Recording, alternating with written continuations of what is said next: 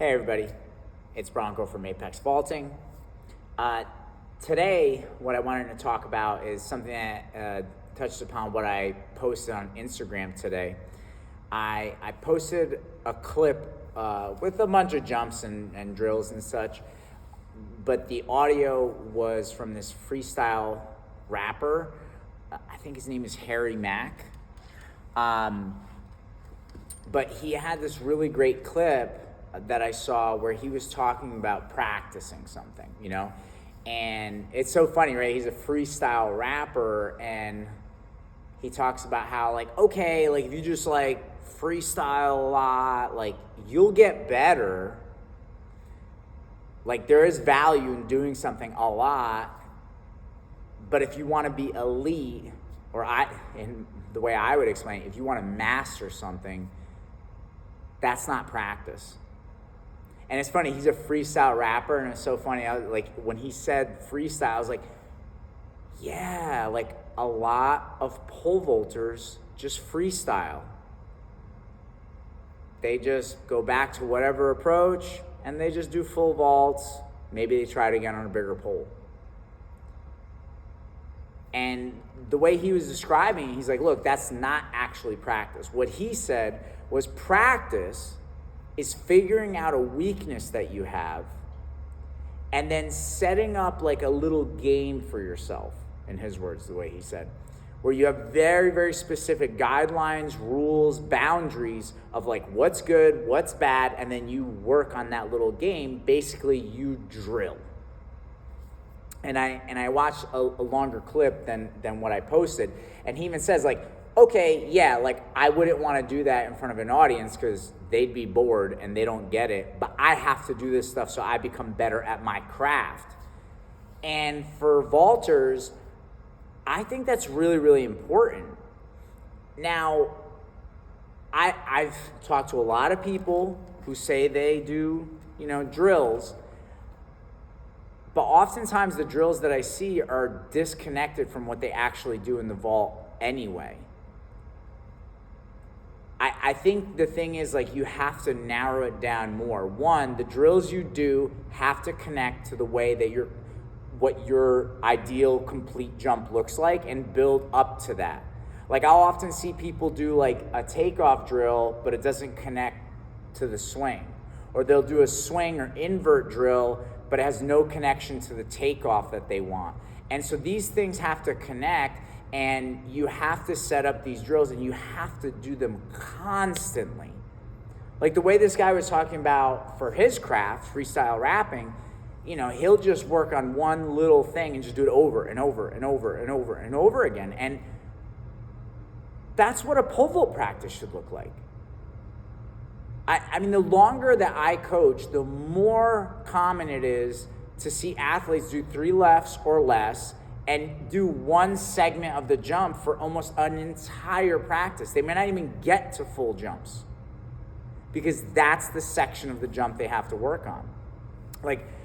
As an example, let's say you have something wrong with your takeoff. You might have to do takeoff drills without a carry, just overhead carry, right? No plant. You might have to do just a low carry, so you're only doing a partial plant, or you do a regular carry. You might have to do it from various approaches, 1s, 2s, 3s, 4s, 5s, right? And you have to rotate this stuff to really work on that takeoff if you're going to make real changes to your takeoff. This is not something that you could just do from full vaults from 5+ lefts. You have to break it down. And again, if you're trying to master something, if you're really trying to get good at something, this is just how you go about it no matter what. And I was talking to a group today where I think sometimes it's very interesting to me how there are people that come from all walks of life who pole vault. People who might be engineers, doctors, lawyers. They're really good at math or science. But there's a cognitive dissonance when it comes to pole vault. You talk to them about pole vault and it's this magical thing. And no, just like everything else, it's very logical. There is a system. If you don't have one, you have to find a system. And then you just have to work that system. And part of that is the drilling that you have to do to break it down and get better at a weakness. And when I presented this video at practices today, I also paired it along with this, and this is very important. Some of you who are listening probably know who Bo Jackson is, and maybe many of you don't. Bo Jackson, if I'm remembering correctly, is one of only 2 people to play not just professional football, but also professional baseball. And he didn't just play, he didn't just barely make the teams, he was an all-star at both.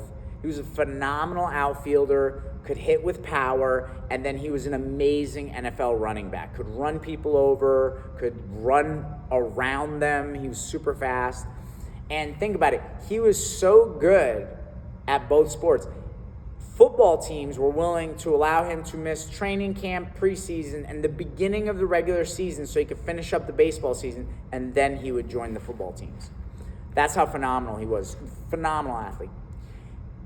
For those of you that don't know, Bo Jackson actually pole vaulted as well. Not very long. He has a quote where he says in one day he taught himself to pole vault, and then he won a meet the next day. I believe his PR is like 13 feet. I know that's nothing crazy, but if you can wrap your head around the fact that Bo Jackson literally pole vaulted one day and went to a meet the next and jumped 13, that is bonkers. I'm going to go a step further.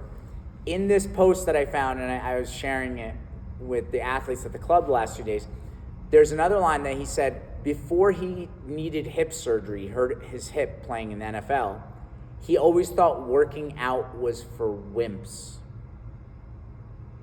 And that his only workout was running down fly balls, stealing bases, and running for his life in football as a running back.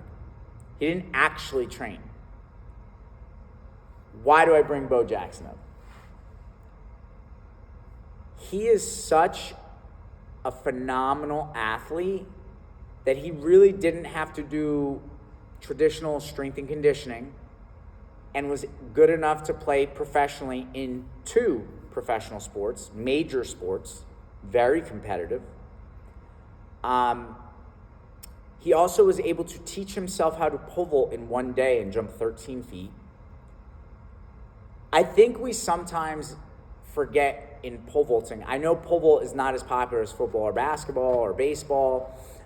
We don't always get the best athletes. I know some of you out there maybe think otherwise, but let's just face the facts. The best athletes are playing the major sports.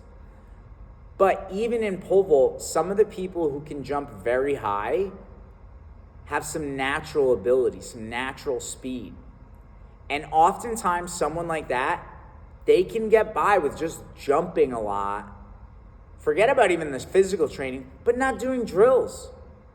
And they just do full vaults, and they're able to maybe even demonstrate a change in technique from 5, 6, 7 lefts because they're so talented and they jump high. And so you might say to yourself, well, why do I have to do drills? That guy jumps high. One, to go back to Bo Jackson, I don't think Bo Jackson would have been a worse athlete if he did strength and conditioning. I think also Bo Jackson, if he had proper coaching in the pole vault, would have jumped a lot higher than 13, and also if he did it for more than a day. But like the freestyle rapper said, yes, it is true. If you just do the thing, if you just pole vault, and you do it every day or over time, yes, you'll get better from just pole vaulting. But if you want to master something, you're going to have to break it down. You're going to have to chop up the event into its little pieces.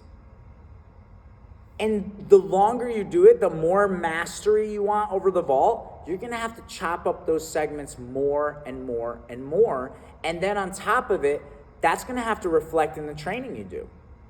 You want to master the vault, you're going to have to really start to understand your body, like what muscle groups are involved. How do you train those muscle groups? How do you not only get strength, but also explosiveness? You're going to have to start to become like a mad scientist about this and really break it down. So, yeah, in closing, guys, listen, you can't just freestyle your pole vaulting, all right? You can't just do full vaults. You can't just, go back to your furthest approach and just try to hit it harder. You're gonna have to break it down. And you should spend a lot of time breaking it down. Especially once you're in season, guys. Your max out days, your full approach days should be at the meet, not at practice. You should be looking at the last meet, thinking to yourself, where was the weakness? Where was there a breakdown? And what drill do I need to do? Or what drill do I need to create to work and address that weakness so that I could do better at my next meet? Have a good week, everybody.